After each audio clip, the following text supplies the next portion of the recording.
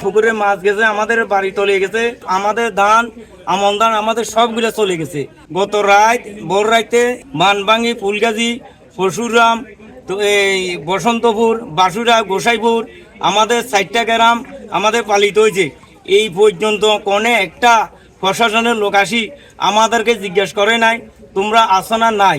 আমরা চাই আমাদের বাঁধ সংস্কার। এই পর্যন্ত বারবার নদী নালা সব ভাঙতেছে। এখন আমরা আজকে 2 বছর 24-25 পর্যন্ত আমরা অনেক কষ্ট করতেছি। আমাদের মুড়ি নদী কোনো সংস্কার নাই। আমাদের মুড়ি নদীর বাঁধটা যদি বাঁধতে থাকে তাহলে আমরা এই কষ্ট ভোগ করতাম না ভাই। এই ঈদে জামা জুতো অ্যাক্সেসরিজের ডিসকাউন্ট।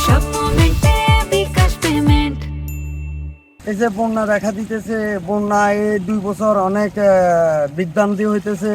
আগে এরকম ছিল না। এখন কি সৈন্যাচার শেখ হাসিনা কি কিছু করে দিছে না কি আসো বিষয়? ইন্ডিয়া থেকে পানি ছাড়ে খালি বাংলাদেশের এই ফেনীটা তলায় যায়, খালি তলায় যায়, খালি তলায় যায়। কালকে রাত থেকে এখন পর্যন্ত আমাদেরকে কেউ দেখতে আসে না, এবং আমরা কিভাবে আছি, কেমন আমাদের দিনগুলো কাটতেছে, জেলা প্রশাসক বা আইনি কোনো মানুষ আমাদেরকে জিজ্ঞাসা করে নাই।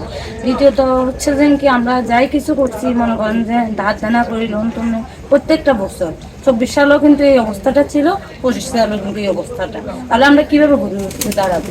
আমাদের কোনো দাঁড়ানোর কোনো সম্ভাবনা নাই। পানির প্রয়োজন নাই, আমরা খাইবার চাই, আমরা পানি থেকে বিরত থাকতে চাই। ফেনীবাসীরা বন্যায় অনেক কষ্ট করতেছে, এবং কি ইন্ডিয়ার পানি আসে, সুইচ গেট ছাড়া দেওয়ার পরে পানি আসে, সব বাড়িঘর তলায় যাচ্ছে, সব ডুবে যাচ্ছে। আমরা খানা দানা পানি অনেক কষ্ট করতেছি।